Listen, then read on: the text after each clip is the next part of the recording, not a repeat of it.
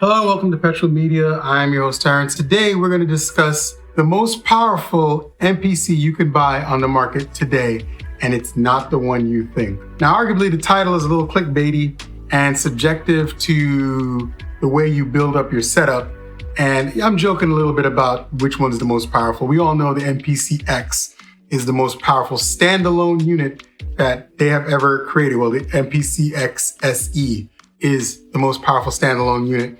However, when you think about the way the MPCs work, for the most part, the power limitations are the processor and the RAM. And in reality, the standalone versions, although great for tactile usage, are not the actual most powerful MPCs on the market. In actuality, the most powerful MPC is any model being used in conjunction with the computer. And in my case, I have a pretty powerful laptop that I take on the go all the time. So this is my MPC Studio 2. I've been playing around with it and learning it more and more. And the conversation came up in the MPC Families group on Facebook. And one of the guys said something because I was looking to buy an MPC Live because I wanted something more touch-based and tactile feel. And the MPC Studio 2, although this is a very good unit in conjunction with the actual laptop, I've actually experienced a lot of durability out of this thing because I take it with me all the time alongside my MPC 1000. So those are my two MPCs that I take with me all the time, everywhere. And for the longest, I was telling myself, I need to buy an MPC Live or a Live 2 or an MPC X. Now, I'm definitely gonna buy the MPC X. I'm just waiting until next year to do that. I don't see a reason for me to rush into picking up an MPC X right now or X SE. Most likely it's gonna be an X SE. But for the use of what I'm trying to do right now, I thought smart move would be to buy an MPC Live. However, after doing some considerations, and I know it's not supported anymore, and if I'm gonna move forward with the newer machines, I wanna stick with things that are fully supported. The Studio started to look a little bit more favorable because I have a touchscreen monitor. And I forgot that I had a touchscreen monitor. That's how you know I have too much crap. I forgot that I bought the touchscreen monitor years ago and I've barely used it because with my Mac, I can't use the touchscreen unless I buy an additional driver, which is very frustrating.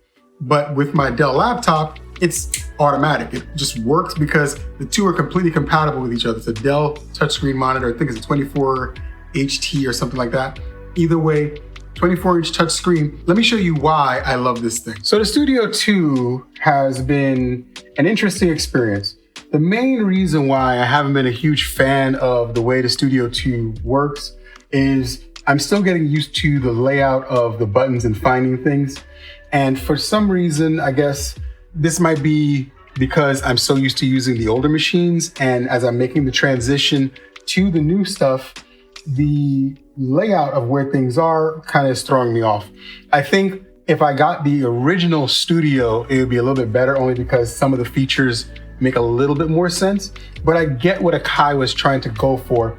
And as I started to look more closely at things like the Live and the Live 2, I started to get the idea. And I was just like, this makes more sense. The only thing that was missing was the touch screen. When I realized that I had my touch screen already here and I might as well take advantage of it, I figured, let me create the most powerful version of the MPC that I can possibly build at this time. And that is my Dell laptop. It is currently a 5520. It is running an 11th generation i7 at 3 gigahertz per core. And I have 32 gigs of RAM installed currently onto this laptop, which is way more than it could ever need to do anything.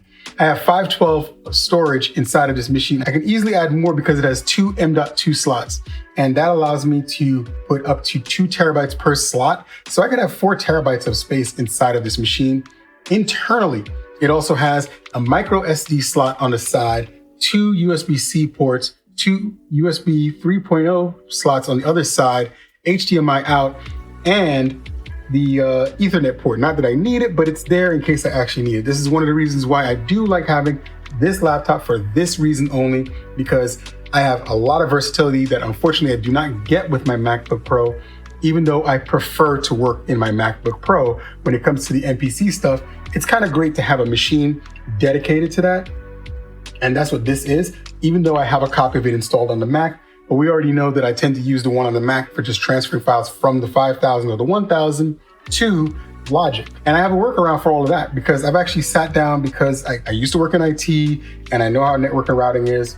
And the easiest solution, and I'll tell you guys, the easiest solution for networking all your machines together is setting up some kind of cloud service account. In my case, I use Dropbox. And Dropbox allows me to have at least 2 terabytes of storage online, which is great for swapping things. I can literally create stuff on my Dell laptop anywhere in the world, and it will automatically populate a copy of it on my Mac at the house. So I don't have to think about where I'm storing anything. I literally share the space. I can actually open the session in both places at the same time. I wouldn't recommend that, but I can do that.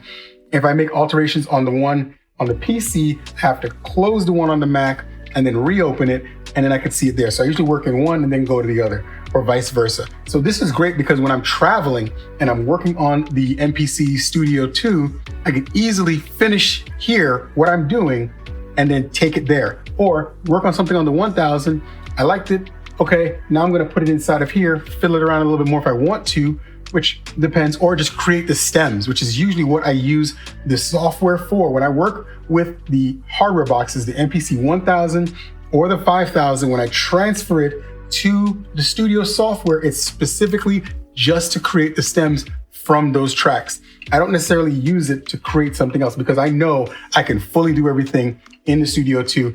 And I've actually done quite a few tracks that were placed in the last couple of months with just this. So it's not like I'm not getting used to it. The problem is I'm slow with it. And that's why I've been very meticulously taking my time to learn the features, because it's not that different from the 5000. And I addressed that in another video, but it's just everything's in a different place. And then everything is all over the place and it's all different settings and whatnot. So it gets a little tedious. I think if I had a standalone unit, or at least the MPC Live with the touchscreen, it'd be a little bit easier, but this is the solution. So this monitor comes down like this. And now this gives me the largest MPC screen on the market. It looks absurdly overpowering for the Studio 2, but it works.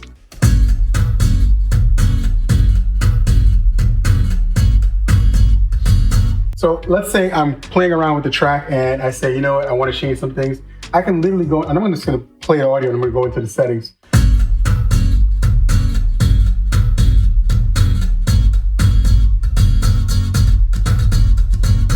I can literally just select things. I can start it here. I can come over here and say, you know what, let me add a plugin. And now I have my 4-band EQ on the screen.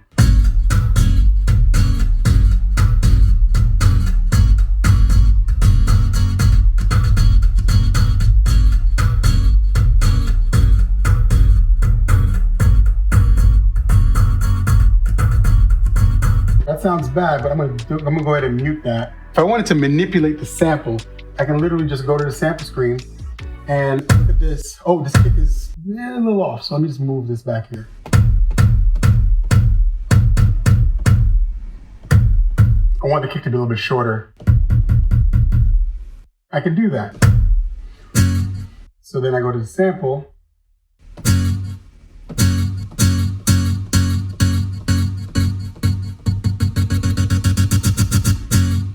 Or let's say I want to add an effect to that. I can go to this screen here and go to the effects, which I haven't really fiddled around with the effects because I've been trying to learn how they function in here, because again, first time I'm really diving in to using the Studio 2 and doing all of this. I've really been doing everything outside the box in the 5000 and the 1000, but I'm really starting to now get more in tune with how this functions. And it's been pretty interesting learning how it works. I'm still navigating all the locations of all the little effects and tricks. And again, like I said, I felt from what I've been seeing from everybody else that this is so much easier with a different unit than this one. And eventually I probably will make the upgrade, but this helped. I mean, I started to learn where things were really fast once I had the touchscreen. I was like, oh, that's actually here. Come over here and set the mute group or set the pads to mono, because I don't want to do global. What I was doing because I didn't know any better, was all the way back over here. I was setting the global to mono, which doesn't help me unless everything is in that program. And then that makes sense. But in a lot of cases, it wasn't in the program. It was over here that I need to just do a quick mono for one track, do a quick mono for one sound, and maybe mute a couple of different sounds together in a group. And that was easier. And that's very simple on the 5000, it's very simple on the 1000. It's actually pretty simple in the software once you know where everything is. So I think the issue was more so figuring out where things are. Or if I wanted to start fresh from scratch, I can literally come here, go to File, and then say New Project, and then say Close. I'm not going to save this. Then I have a new track. So now I want to load an Akai kit. And I'm just going to see if I can find something that I like. Let's try Nightlife.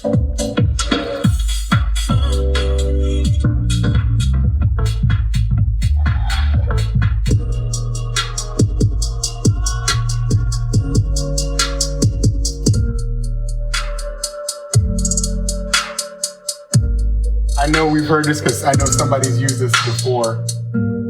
So let's try that one. We're going to load that one up. So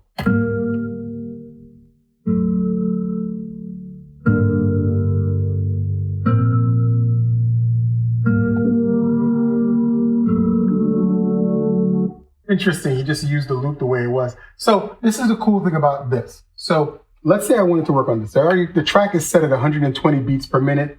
And I want to change the loop point, so I'm going to make it a 4-bar loop. So we're going to work with this.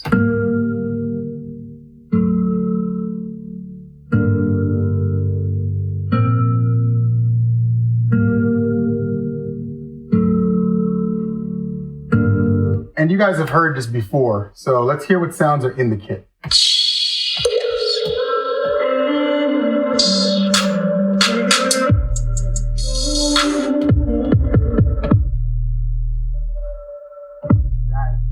That is one foul 808. I need to move that file. Where's that file? I need to borrow that. That one is called... All right, let's get started.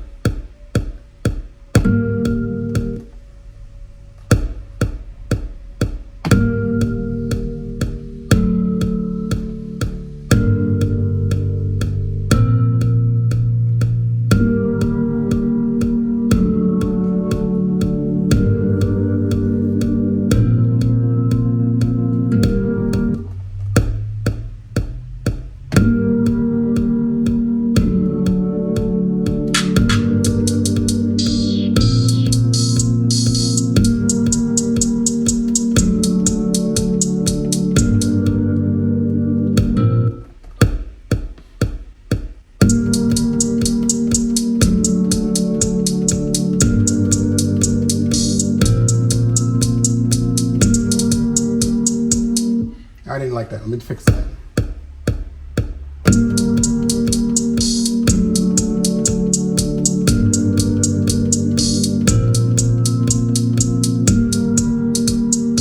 Let's fix that one more time.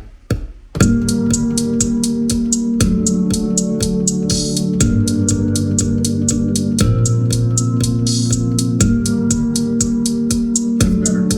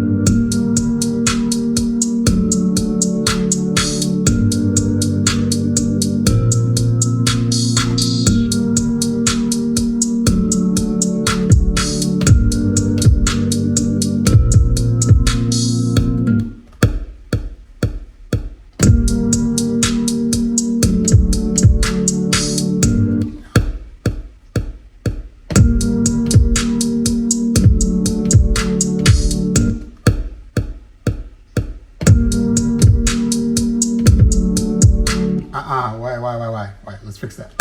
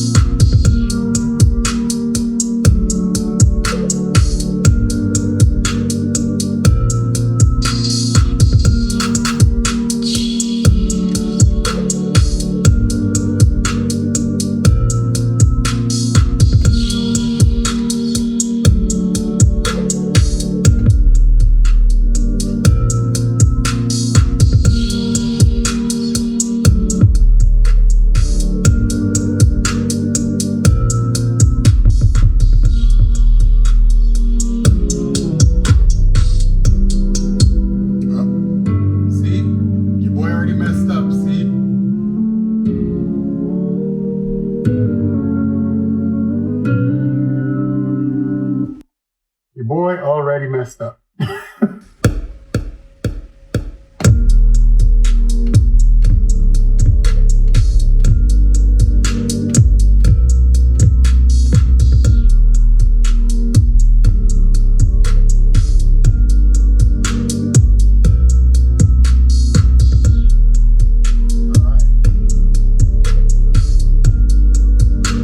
All right, and I don't think there's anything else in here that came with this kit.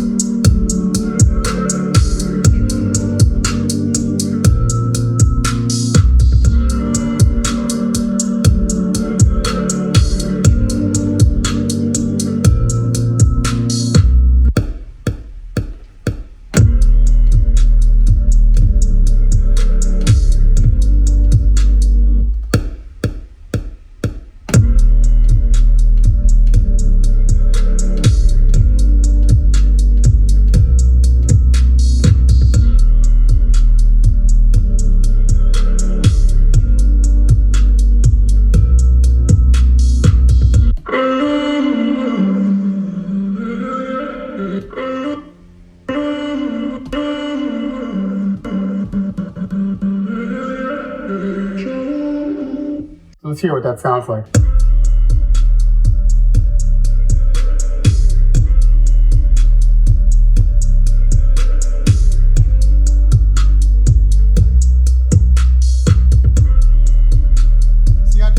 See how that sounds cleaner like that than the extra piece at the beginning?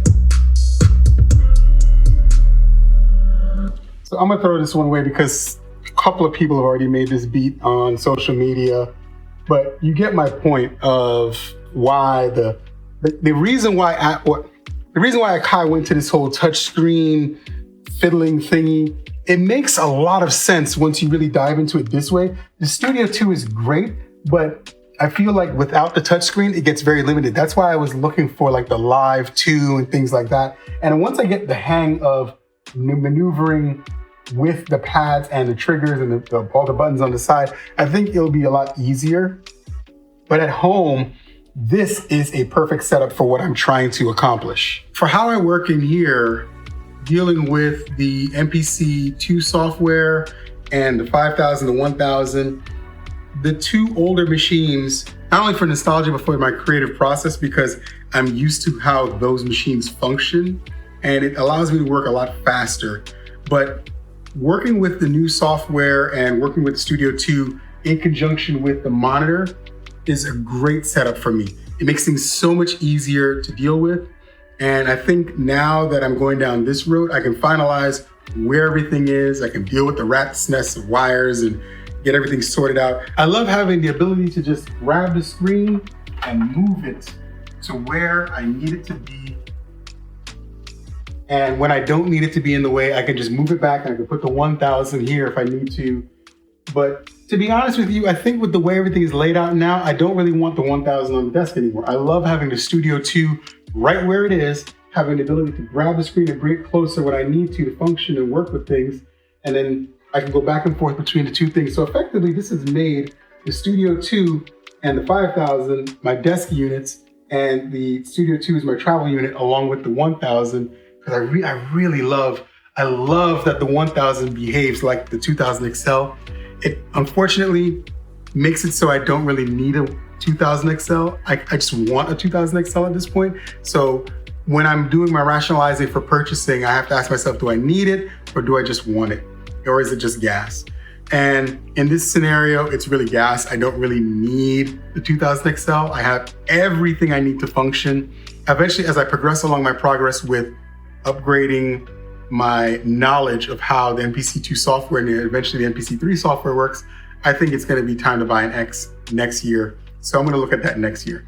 Right now, I think I have everything I need to function. And I'm glad the guys talked me off a cliff of buying the Live. I think this is the right decision. If you like what I've been talking about, like, share, and subscribe, and join me next time. Check down in the description. There's a bunch of links. That's the best way you can support me in my endeavors going forward. Between the things on my website, the things I suggest to you guys, you should be able to find a cinematic pack down there for you guys to try out and a bunch of other goodies. Thank you for supporting everything I've been doing, and I'll catch you guys next time.